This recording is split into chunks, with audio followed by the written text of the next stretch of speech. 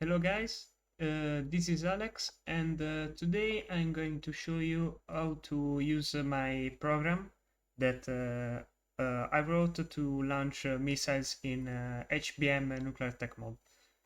So I saw that some people had some issues with it as it's not um, really clear how to set it up and use it. So I've got here all the necessary stuff. This is just for my assault rifle. Anyway, I wrote it so that you can use more or less whichever screen you like, dimensions and tiers. But I suggest to use from tier 2 up. So tier 2 and tier 3, as it's more it's less glitchy. Anyway, the components that you may use, I'm using the server, but you can use also the normal computer. And to demonstrate that, I'm going to use a very cheap CPU. So I'm going to change this. Let's see. Okay, it's not really necessary that the architecture is that high, but whatever. Just one note. Um, if you want to use more launchpads, you may use the component bus, because this thing can expand how many components you can attach to the computer. And take note, because every component that you put in the computer is going to use up one of the supported components. So if we do some math here, we have 8 plus 12, so we have 20 total. We take this 1, 2, 3. This shouldn't count, and 4. So we have a maximum of 16 components. If we attach the screen and keyboard, we will have 14. Anyway, let's build a small, let's say, apparatus. And okay, so connect this back. I will use that history. And as it is a salsa, you can use whichever regulator you want using the radio isotope chromatography, because it doesn't take anything to run. And I'm going to install a furnace. Okay, there we go. So meanwhile this is installing, I'm going to set up the launchpads. One thing that I noticed is that in the new version that I'm going to put in top right, my program doesn't support anymore the custom launchpad, but it's for a big reason. It's not my fault. It's basically that in this version it's not physically supported. It doesn't connect. Meanwhile, in my previous video, you can kind of see that the cable connects to the larger launchpads. So I hope this will be fixed in the future. However, the normal launchpad works just fine. So I'm going to use this. In my opinion, it's also cooler, but that's personal. So, okay. Yes, restart. Now I'm going to get my program, and I'm going to use Pastebin. If you don't know what that is, it's a site where you can put whatever code you want, and it's free to post and get, especially from OpenComputers and ComputerCraft mods. So let's write pastebin get, and this is the code that I'm going to put in the description. This is the code for the English version. I'm going to put also the Italian translation. It's basically the same logic, but it's just translated. And let's name it missile.lua. So it's going to download. To perform this task, you must have the internet card installed. If you don't, this is the reason why I used the server, because to use the tier 1 CPU, just to prove the concept, the tier 1 case doesn't support the tier 2 cards, so that's it. That's why I used the server. Now that it's installed, you can go to edit and missile.lua. So this is the program itself.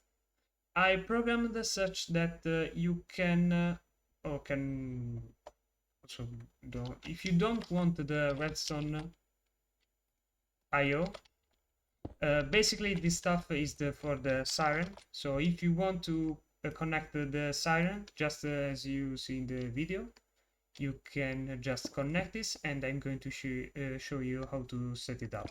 But to make it quick how to use this, I'm going to just launch it. So missile, and it's going to work just fine. Right now it's connected, and it sees just one launch pad. So let's see, we can choose these coordinates. So 1550, okay, so minus 1550 and minus 65. So what does it mean, the radius? Basically what I just did is taking these coordinates, the x and z. The y is not relevant, because this is going to show you the elevation, and it's not something that the program takes in account for the calculations. When you put these coordinates, you just make the center, okay, of the point of arrival of the missile. So when it asks you for the radius, it just means you have to imagine just a circle around that point, that center point, in which missiles are going to explode. So if you just write radius 1, it's going to make more or less just one block away. And if you see this circle, you say, well, it's not really centered, so sorry, so it's not real. Well, this circle is just fixed.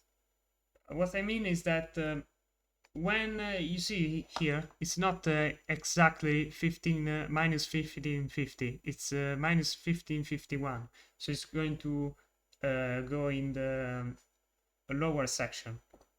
But the coordinates that have been set up are just fine. It's the center. So now it says pending, and it says that because it doesn't have anything. So we're going to fill all these buffers, and I'm going to get a missile. Let's use a high explosive missile. It still says pending, and now that the missile is going to get ready, it's going to show ready. Perfect. Now it says ready. Now opening silos, it's a small function that I implemented. Basically, if you use the Redstone IO, it sends a signal to open optional silo door that you may have thought above. And now it's asks you for launch. If you say anything but yes, so also F, it just crashes, but it's meant to crash because it's programmed to do that. So if we launch it again, It's just like abort the launch. So 50, yes, one, ready. It's going to open the silo or whatever. You see here now the coordinates are exactly what we have thought, and the X is close to the center. Are we going to launch it? Of course. So let's press Y, and the missiles launch sequence has been initiated. 3, 2, 1, and it's going to launch.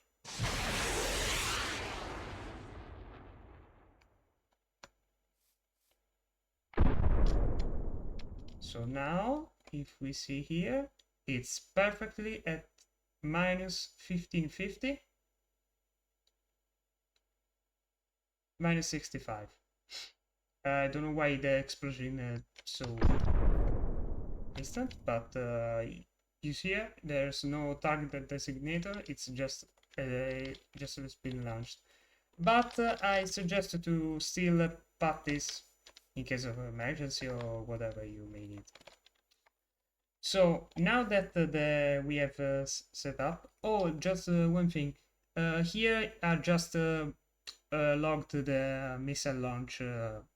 So if you just, I don't know, if we repeat the sequence.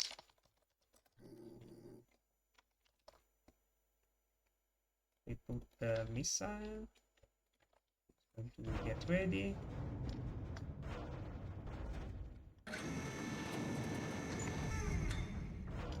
It's ready.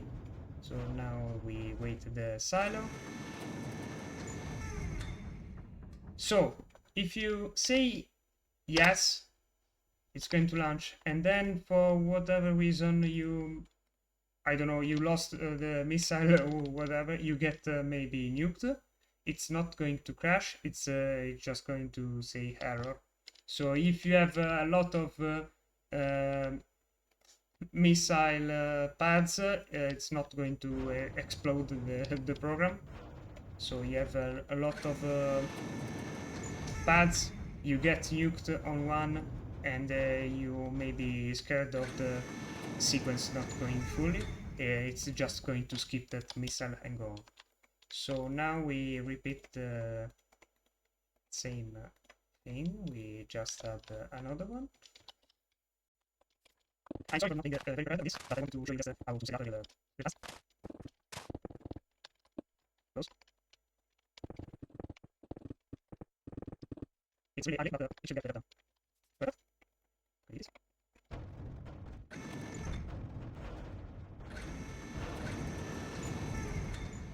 And now I'm going to show you how to use the Redstone I/O. So when you connect this to the computer, it's going to recognize it and use it.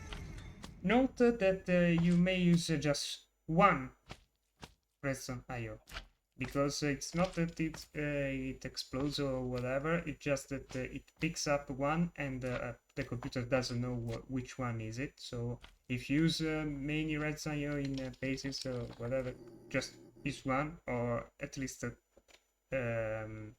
disconnect the various networks. Now, when it's connected, you're going to just go under here. You can see here which line we're in. So by 25 to 28, and it's really easy what we're going to do. So we have the side check, wait, silo, and launch. The silo is pretty self-explanatory. It's what I said earlier. So if you have a silo, and I'm going to just put it here to simplicity, and we use a Redstone receiver and transmitter. One thing that I noticed while testing is that the transmitter doesn't really like being put on the I/O, so you may use this setup to push the signal in, and we're going to name it silo. They change, and let's put it here, silo. Perfect. So we're done. Now, you may see here that it says top, north, east, and west. So you're going to press F3, and you see here in this part it says north, east, south, west. It doesn't say top or bottom because it's clear which side those are. Now, to set the silo, this is east, so silo is already on east. Then we can put sirens. I like to use a really specific setup for the sirens. So the sweep, and the last one I think is the don't really remember.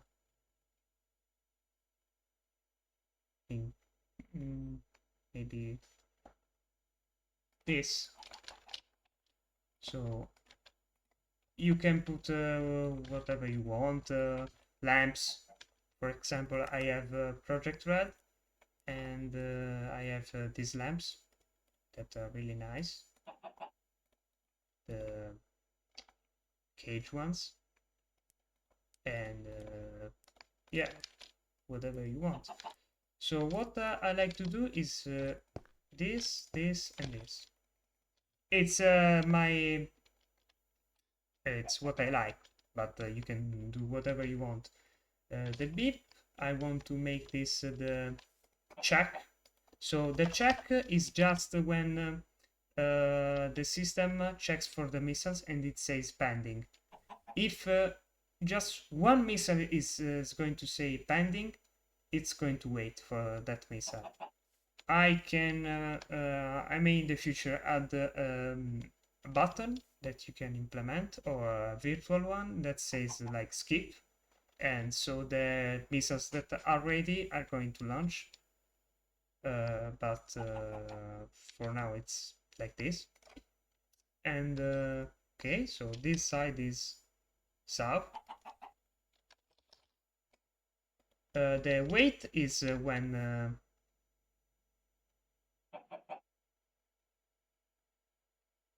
wait is when sorry, I just forgot for a second. Wait is when it asks you for launch, so it's north, and it's already on north. And launch is just the signal to the launch sequence, so it's already done the check, the waiting, and the silo opening. And when you say yes, I want to launch, it sends a signal and it's on top. Now you want to save, so Ctrl S. And when we do missile, it's asked for the coordinates. Let's say now I want to make, I don't know, 12. Okay. So it did the check. Ready? They are already. It's going to open the silo, and why it didn't do that.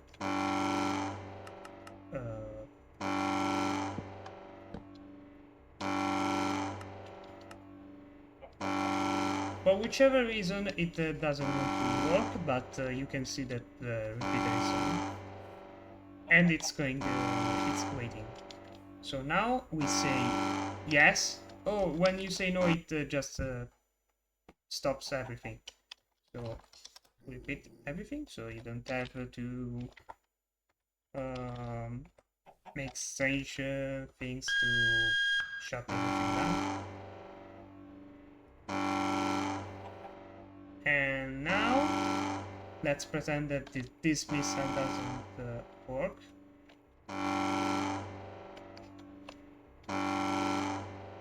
Launch? Yes. Perfect. So now it's going to launch, and you're going to see how they fired one by one, and it's going to skip the one that do not work. Success, error, success, success.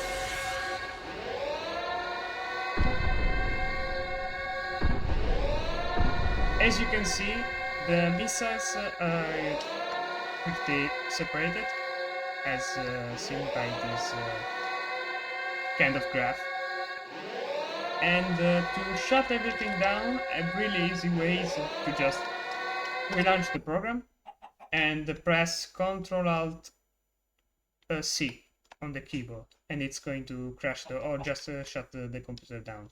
Note that if the sirens are working and you shut the computer, it doesn't going to shut the sirens.